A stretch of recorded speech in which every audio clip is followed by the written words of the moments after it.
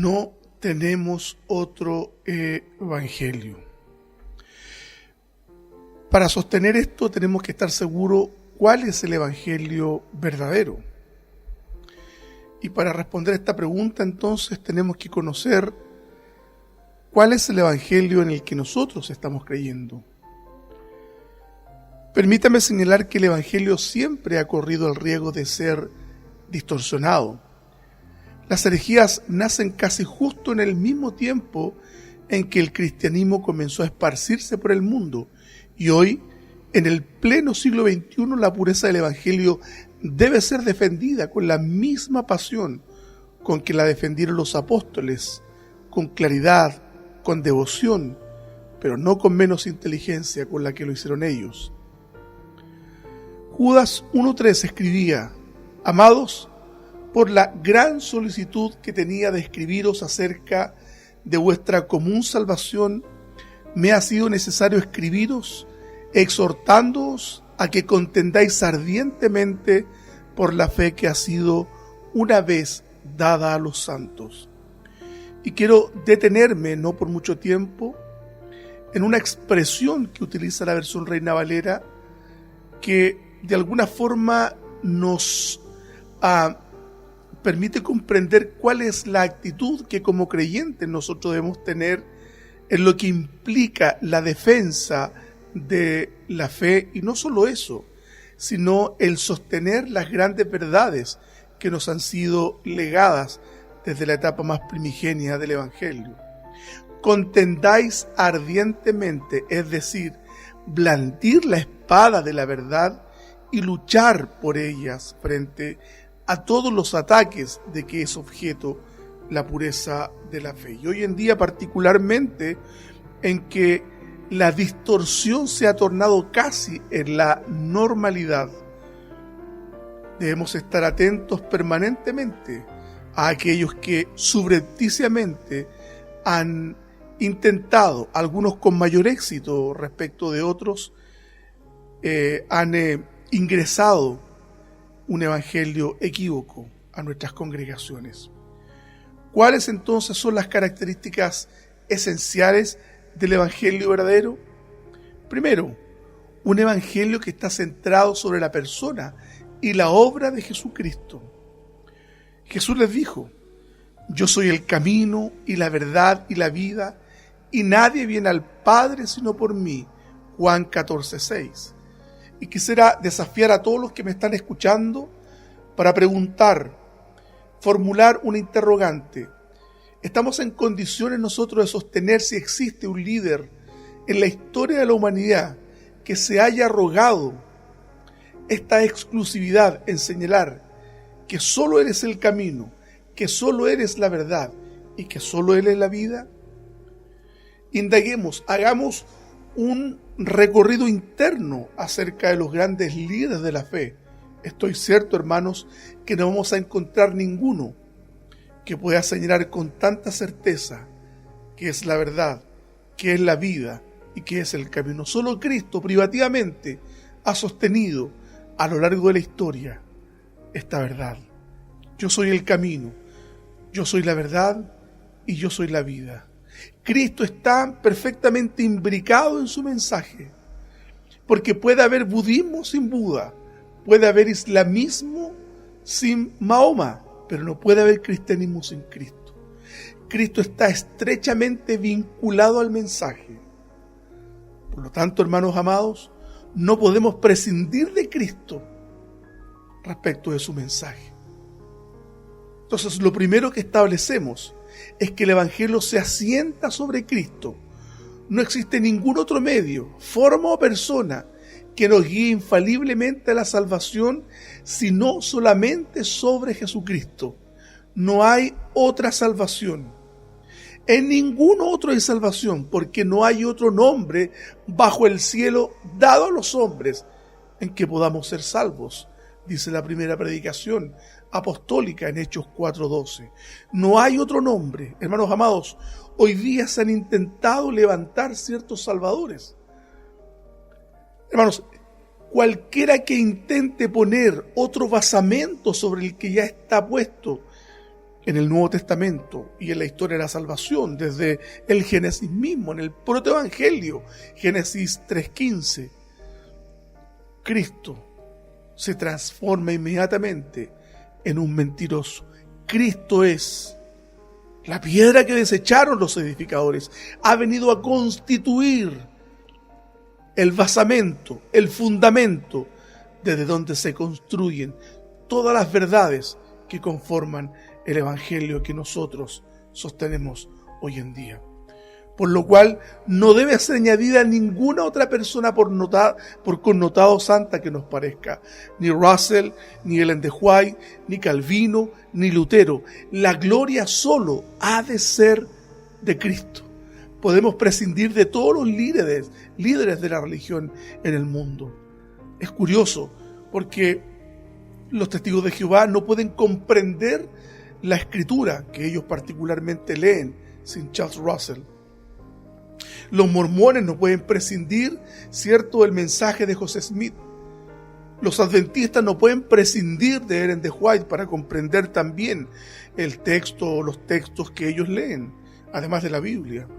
Y muchos reformados también han levantado casi un diosesío de Calvino o los luteranos de Lutero. Hermanos, no podemos poner ningún basamento sino solamente Jesucristo. Colosenses 2:10, Pablo nos recuerda: y vosotros estáis completos en Él, que es la cabeza de todo principado y potestad. Cristo viene a completarnos. Estamos completos en Él. Estamos rebasados de Él. No nos hace falta nada. No podemos poner ningún otro fundamento. Nadie ni nada nos ha de llenar o conferirnos plenitud alguna, sino solo Cristo, quien se entregó por nosotros en amor sacrificial. Gálatas 2:20, se los recuerdo por si acaso. Con Cristo estoy juntamente crucificado, y ya no vivo yo, mas vive Cristo en mí.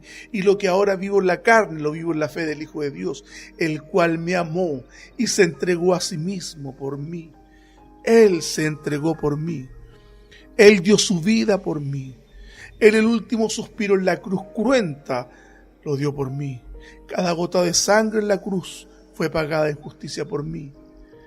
Y la ira santa y justa de Dios se aplacó en razón del amor de Dios y de las misericordias dispensadas por Cristo.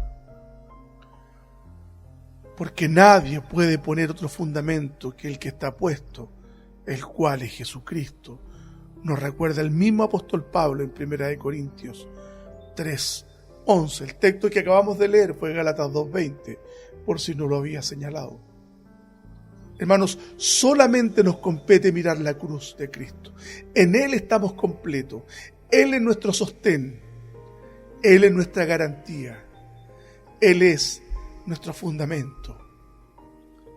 Por lo tanto, el Evangelio, hermanos amados, se sostiene sobre verdades que están conciliadas en la Escritura.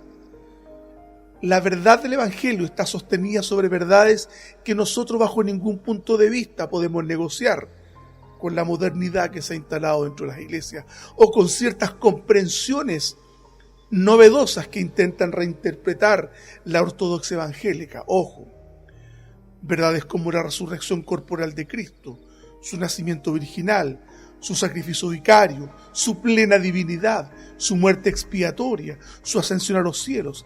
Estas verdades son incuestionables y no se negocian bajo ningún punto de vista.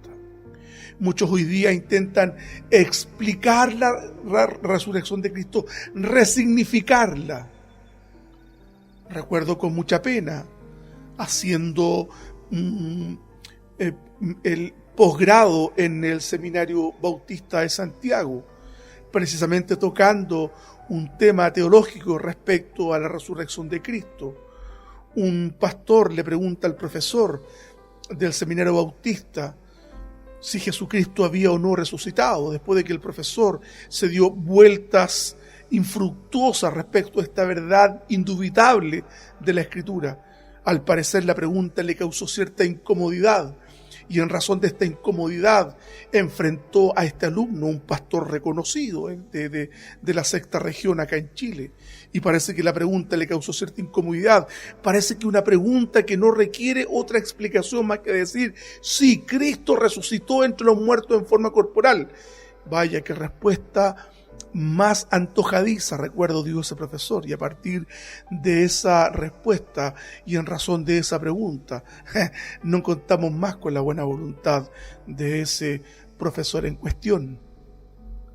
Muchos hoy día ponen en duda el nacimiento virginal de Cristo y en razón de eso también su muerte expiatoria. Muchos hoy día ponen en duda su ascensión a los cielos. La reinterpretación liberal de Cristo nos hablan de que su muerte no tuvo la connotación expiatoria y eso evidentemente también afecta a la comprensión de su plena divinidad. En fin, todo esto va concatenado. Hermanos, nosotros creemos respecto de Cristo en estas verdades indubitables, incuestionables, que nosotros nunca vamos a negociar. Quiero citar a Charles Spurgeon, estas frases preciosas que deberían resonar en nuestra conciencia, en nuestro corazón y en nuestra mente. Abro comillas. De todo lo que yo pudiera enseñarles, este es el punto central. Predicad a Cristo siempre y por siempre. Él es todo el Evangelio, su persona, sus oficios, su obra deben ser nuestro gran tema. El mundo necesita oír hablar de Cristo. Y luego él expresaba como un deseo, ojalá que Cristo crucificado fuera el tema universal de todos los hombres de Dios. Y luego decía Charles Spurgeon, bendito sea el ministerio para el cual Cristo es todo. Esta debe ser la motivación de los predicadores. Esta debe ser la motivación de todos aquellos que acceden a los púlpitos dentro de las iglesias. Lamentablemente, los púlpitos hoy día han sido degradados a niveles insospechados, donde solo se utilizan para ir a cantar canciones casi con contenido mundano, para ir a contar testimonios, para ir a hacer chistes, para ir a bailar, hacer danzas, en fin, cosas que nada tienen que ver ni con la liturgia cristiana, ni con la exaltación de Cristo.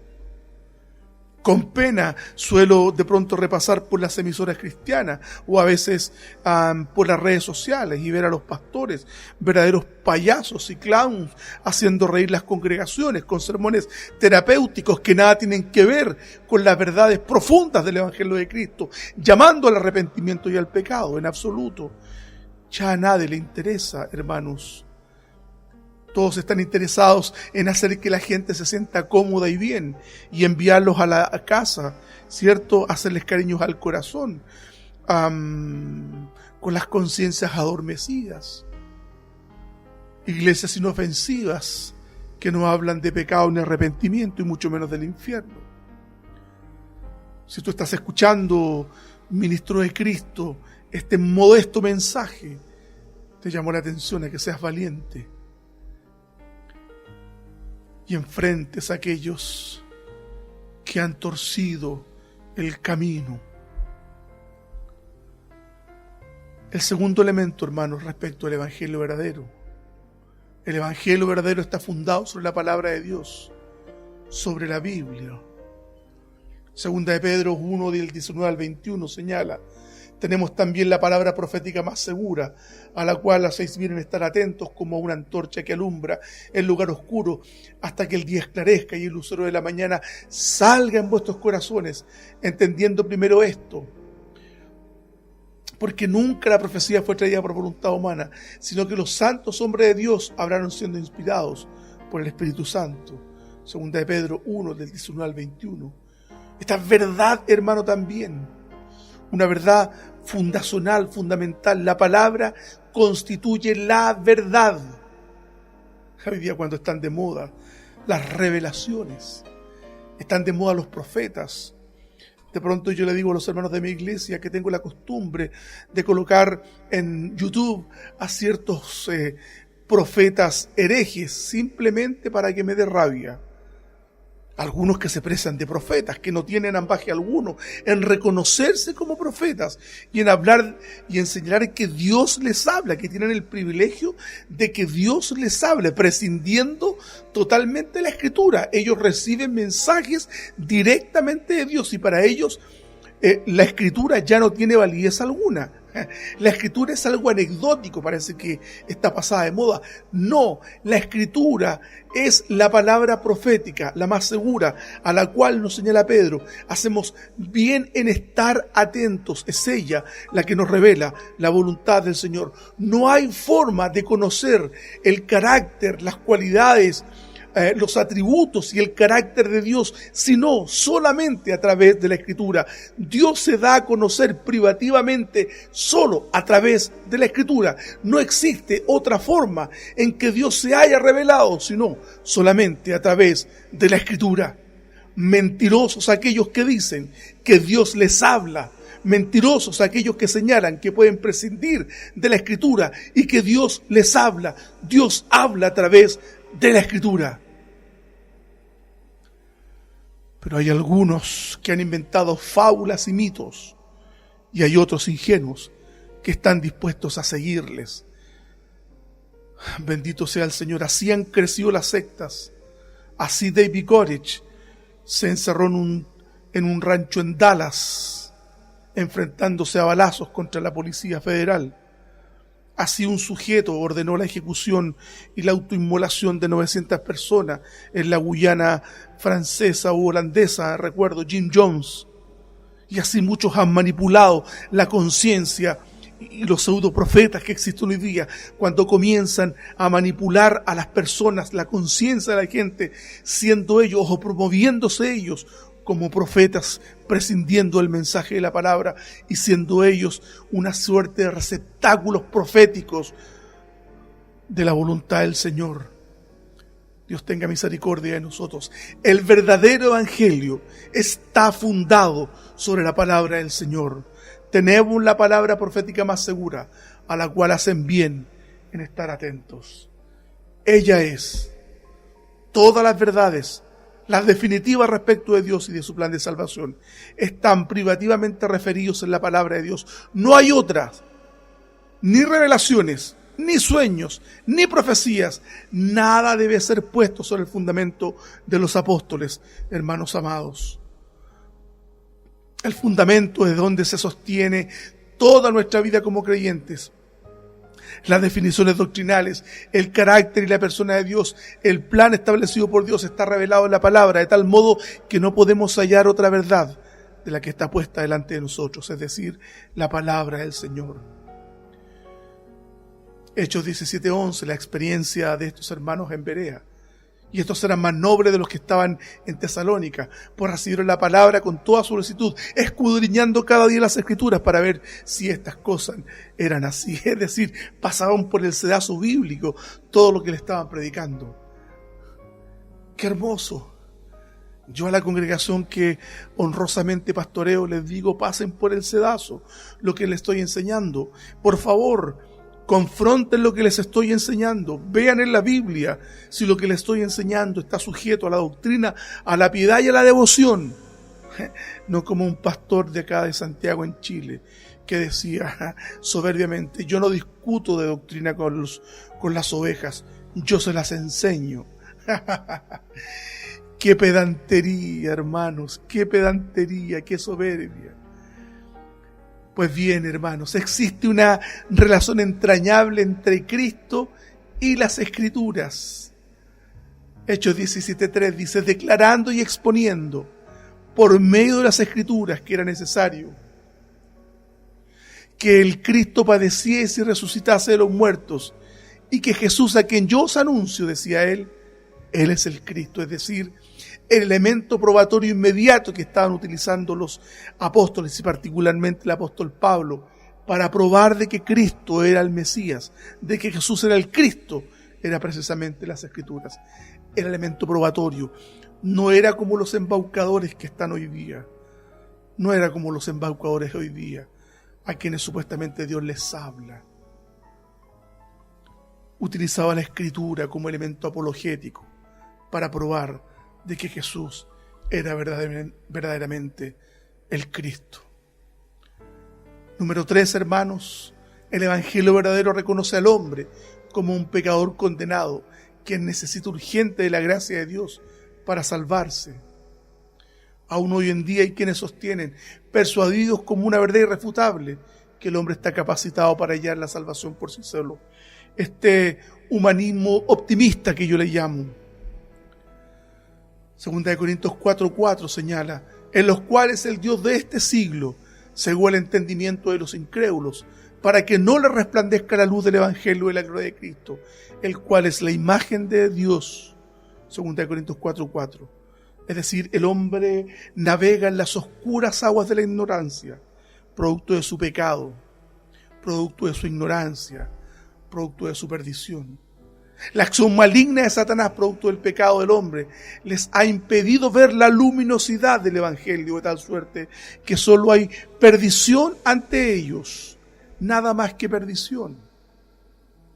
Hoy existen muchas denominaciones cristianas, un humanismo encubierto por el cual señalan que el hombre está capacitado para buscar a Dios sin el auxilio, ni la gracia, ni el Espíritu Santo. Está muy de moda hablar de venga a aceptar a Cristo, como si el acercarse a Dios fuera un mérito humano, como si buscar a Dios fuera la obra del corazón generoso del hombre. Como si el hombre saliera a buscar a Dios y no Dios al hombre. Vaya, qué equivocación. Como si la corrupción moral, producto de la caída, no fuera tan radical, sino parcial. Y el hombre todavía le queda una suerte de luz pestañeando dentro de su corazón, por la cual puede cooperar con la gracia divina. La Escritura, hermanos, testifica contra el hombre. Romanos 3, del 10 al 18, señala como está escrito: no hay justo ni aun uno, no hay quien entienda, no hay quien busque a Dios, todos se desviaron, a una se hicieron inútiles, no hay quien haga lo bueno, no hay ni siquiera uno, sepulcro abierto a su garganta, con su lengua engañan, veneno de áspides hay debajo de sus labios, su boca está llena de maldición y de amargura, sus pies se apresuran para derramar sangre, quebranto y desventura hay en sus caminos, y no conocieron camino de paz. No hay temor de Dios delante de sus ojos. Siempre cuando me toca conversar con un humanista optimista, hablo de estas congregaciones donde le confían al hombre la capacidad de poder acercarse a Dios. Yo les pregunto, les interrogo piadosamente, ¿puede el hombre contribuir a su regeneración? Inmediatamente me dicen que no. Por lo tanto, un corazón no regenerado no puede generar fe. No puede, hermanos, porque es un corazón que está muerto en delitos y pecados, como testifica también Efesios capítulo 2. Estábamos muertos en delitos y pecados. Es la gracia de Dios la que nos ha vivificado de tal suerte que nos ha dado vida. Vida en Cristo. Nos ha hecho sentar en lugares celestiales. Hermanos, debemos cuidar nuestro evangelio. Debemos vivir permanentemente dispuestos a ofrecer respuestas a aquellos que las demanden, con piedad, con devoción, pero con inteligencia. Entonces resumimos, ¿cuál es el evangelio puro y verdadero? Un evangelio que está centrado sobre la persona y la obra de Jesucristo. ¿Cuál es el evangelio puro y verdadero? El evangelio verdadero está fundado sobre la palabra de Dios, es decir, la Biblia. El evangelio verdadero reconoce al hombre como un pecador condenado, quien necesita urgente de la gracia de Dios para salvarse. Hermanos amados, el Señor les bendiga y les guarde.